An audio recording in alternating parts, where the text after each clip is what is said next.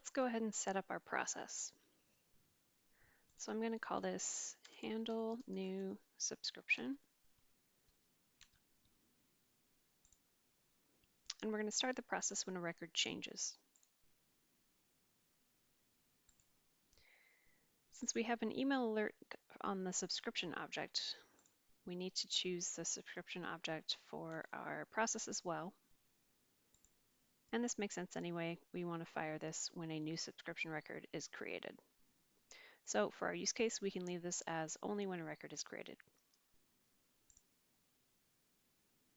We ultimately want to add two nodes to this process. We want the first node to populate the hidden email field so that the email alert that we ultimately send has somewhere to go.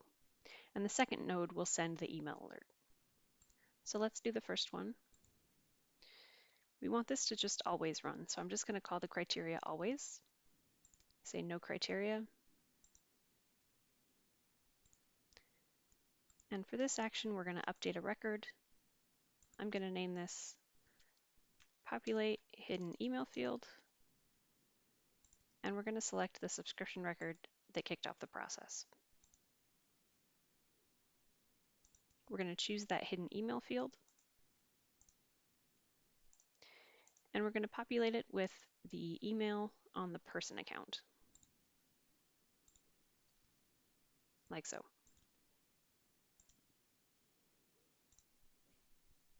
All right, that part is done.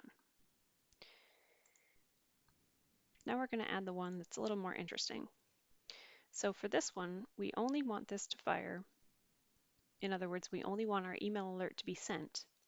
First of all, if an email address exists. So if this was not able to find an email in the person account, then we don't want this to fire. And we only want this to fire if this is the first subscription for this customer.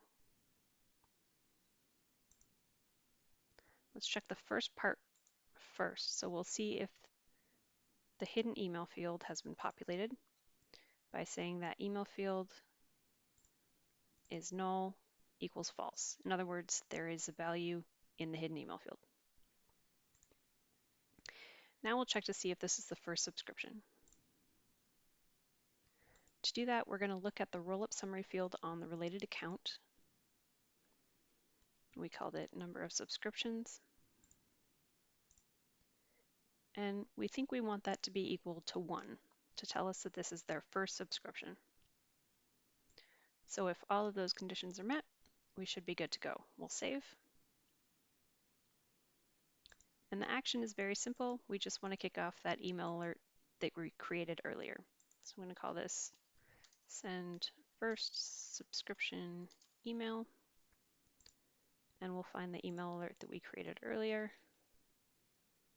like so. The last thing we want to do is, after this first action runs, we want to make sure that the process does not stop. We want it to continue. So we'll just change this to evaluate the next criteria.